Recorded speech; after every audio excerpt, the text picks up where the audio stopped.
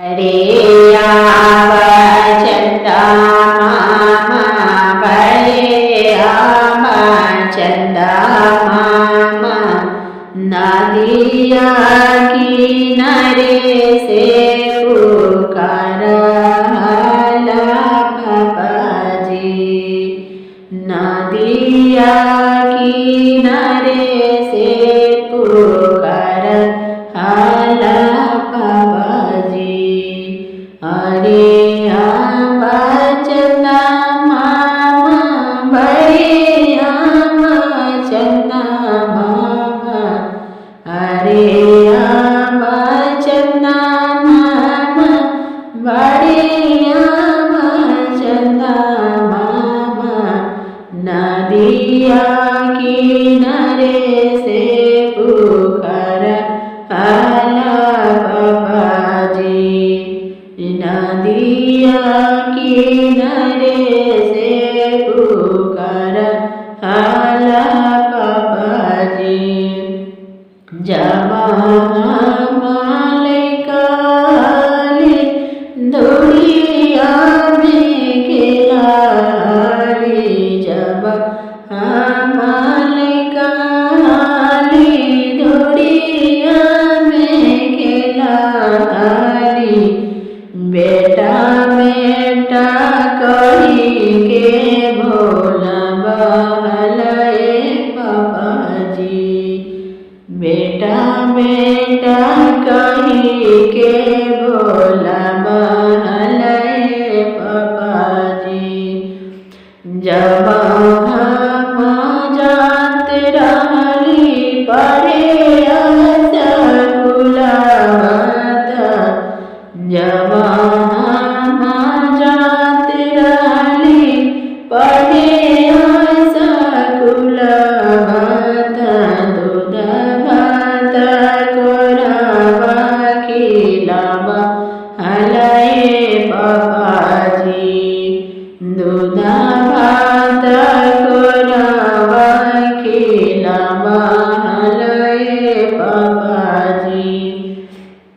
जब हमसे आना भैली जिला के जला भैली जब हमसे आना भैली जीवा के जला भैली काहे गया ऐसन पगहराई देला बाबाजी काहे दूसरा के हथवा धराई देला बाबाजी काहे हमारा के तू बिसराई देला बाबाजी कवन गलतिया हमारा से भइले हो कवन गलतिया पापा हमारा से भइले हो काहे के हमरा बिसरवलाए बाबाजी काहे के दूसरे घर बैठवलाए बाबाजी काहे के नैया ऐसन बेचलाए बाबाजी नहीं तुम कैला बेटी कवनो गलतिया हो नहीं तुम कैला बेटी तो गलतिया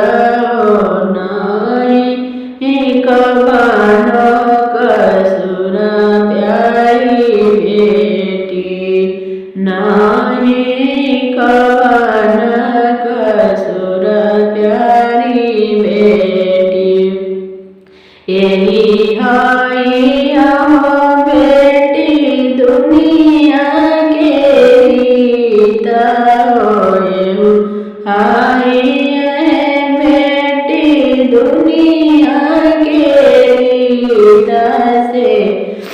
बेटी होला पराया घर के लक्ष्मी, बेटी होला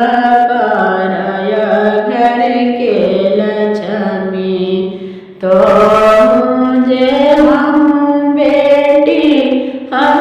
दिल के रुकया से, कैसे हम बिसरबै बेटी, कैसे